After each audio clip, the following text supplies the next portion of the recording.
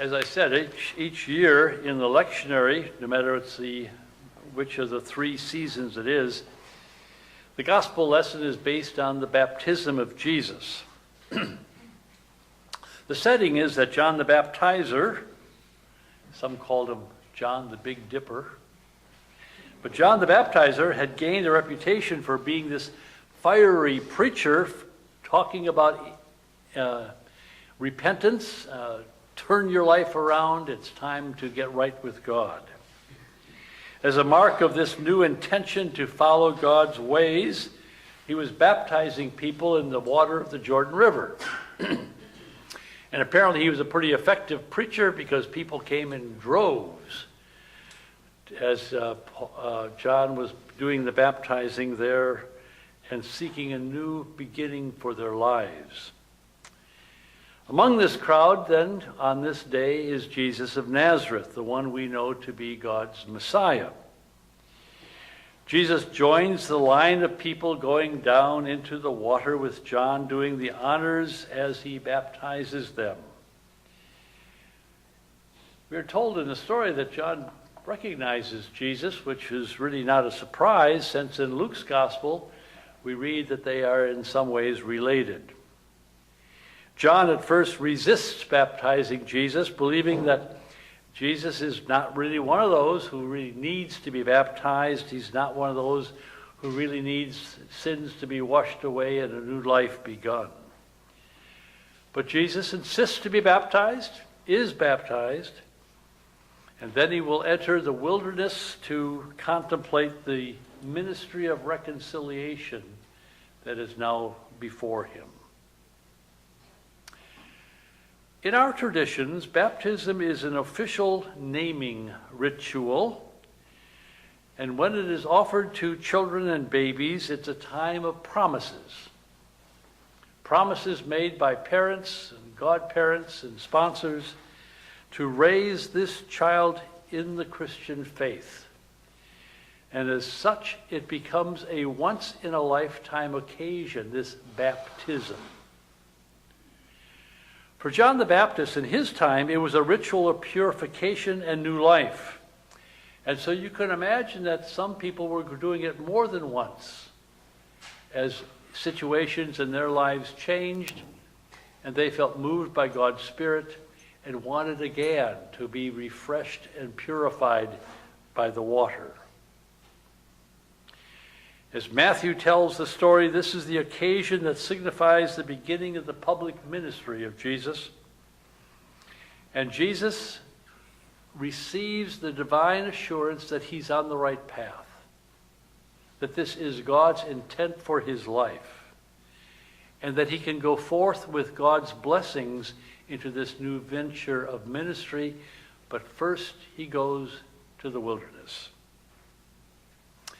When he comes back from the wilderness, he will gather a group of disciples. He will travel about the country. He will meet people where they are, sharing the good news of a good God who loves them and loves them unconditionally. There was a time when we were in Fort Wayne when one of the members of the confirmation class had not yet been baptized.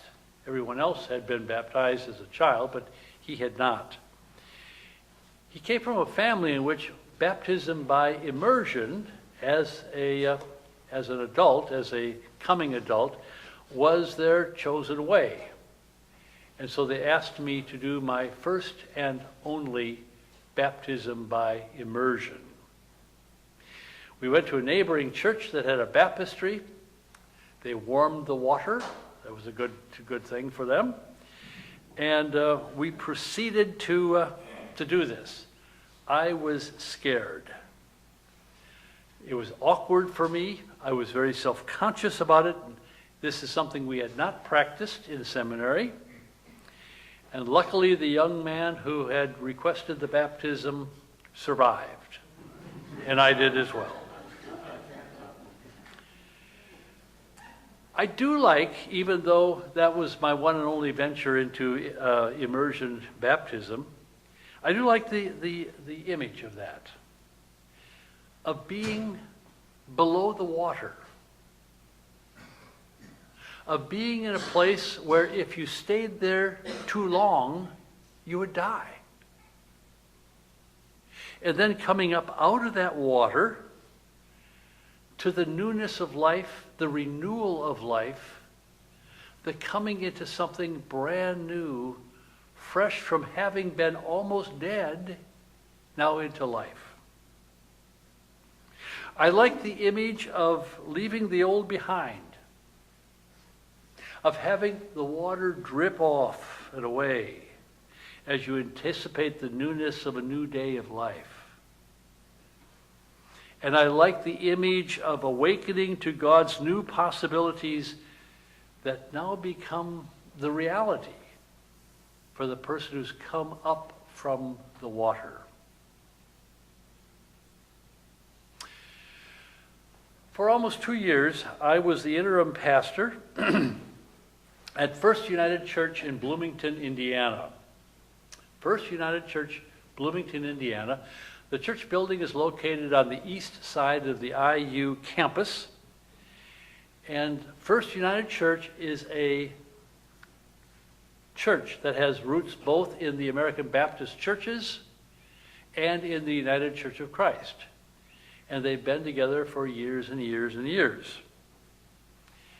Because it is kind of a blended congregation from blended traditions, some things happened there that were interesting to me. From its Baptist roots, they practice an altar call, or an altar call of sorts. It said in the bulletin every Sunday morning that there was an invitation for anyone who was willing to come forward during the singing of the last hymn, to come to the front of the church by the steps, and either to decide that was the day you were going to join the church, or that was the day you had something special going on in your life, and you're going to celebrate that in public worship by coming forward during that last hymn. And so every week, we announced that, and we paid attention to see if that was the time when someone's heart or spirit had been moved, when they would come forward, and we would meet them at the bottom of the steps and have a few words together to see, was that an intention to join a church? Was that an intention to make a statement? Was that just a time for a short prayer and a time to meet later? Well, I really like that. Didn't happen often, but it strikes me that in our more orderly and liturgical church services, such as this one and others like it, we really don't have an opportunity for someone to respond to God's Spirit. It's not in the bulletin. It's not programmed. We don't expect it. We assume that everyone here is doing just fine, always. That everyone's life journey has been on a pretty even keel. That there have been no significant surprises that anyone wants to celebrate in any significant way, and do that in the context of worship.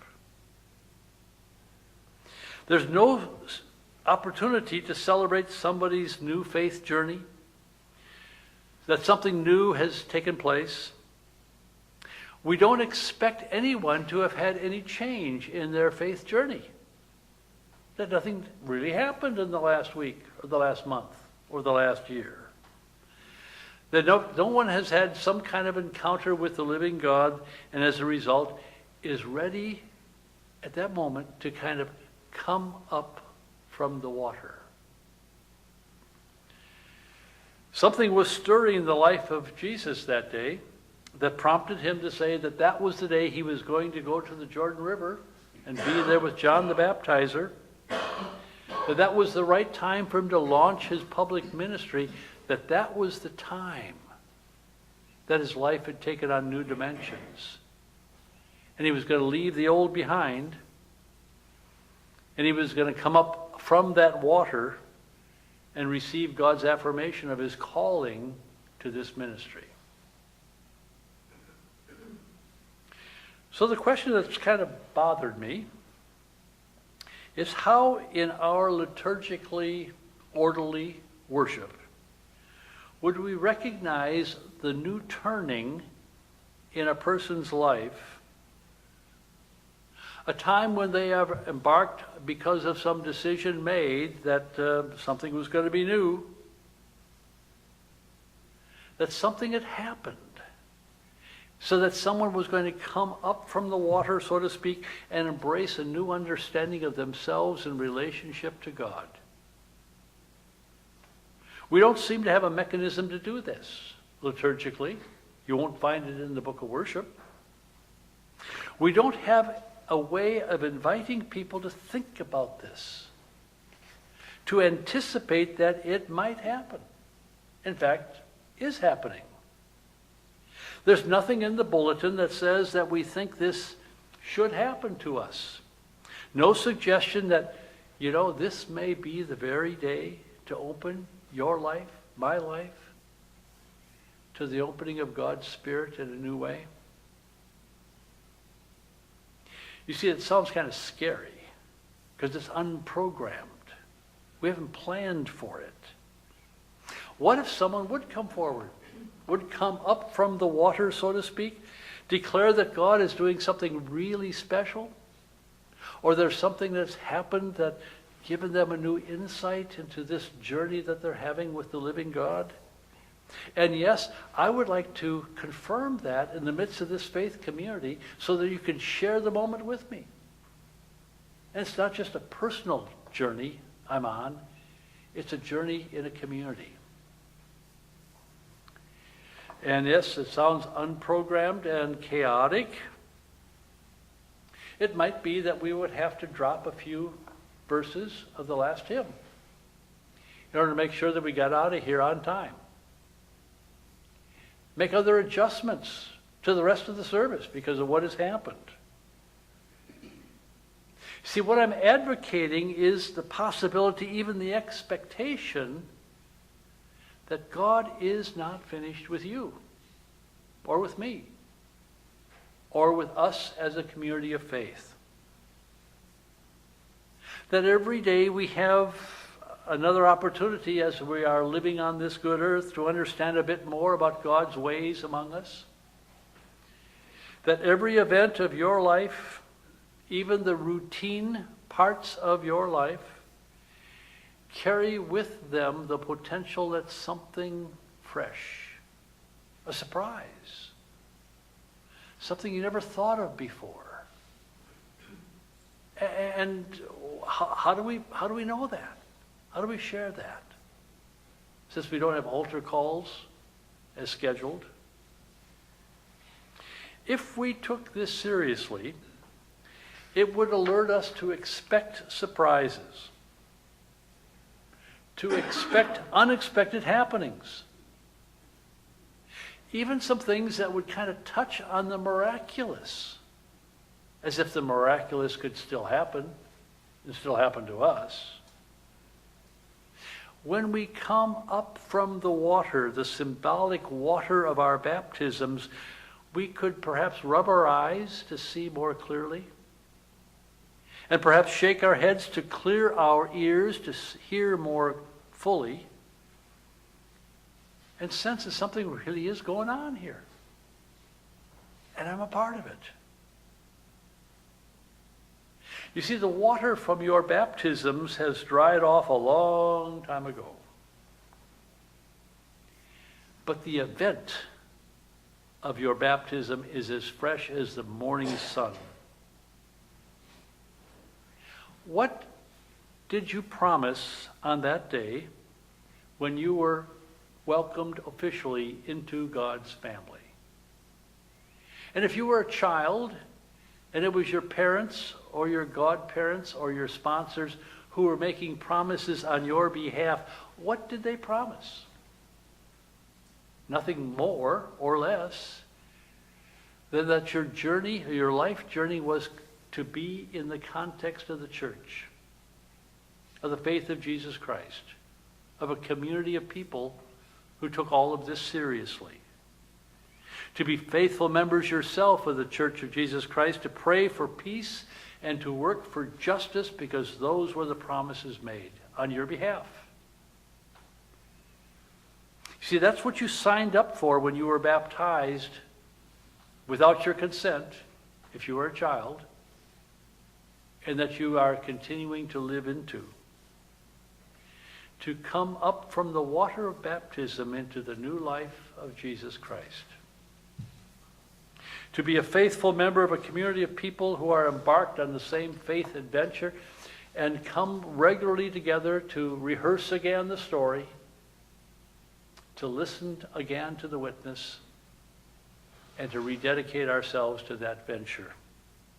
To follow that long column of Christians from Paul and Peter and John and those first disciples all through the centuries until it's our turn. We're in that line of saints. It's our turn. To live life fully, to live life hopefully, and to live life joyfully as a loved child of God. No one can take that away. Amen.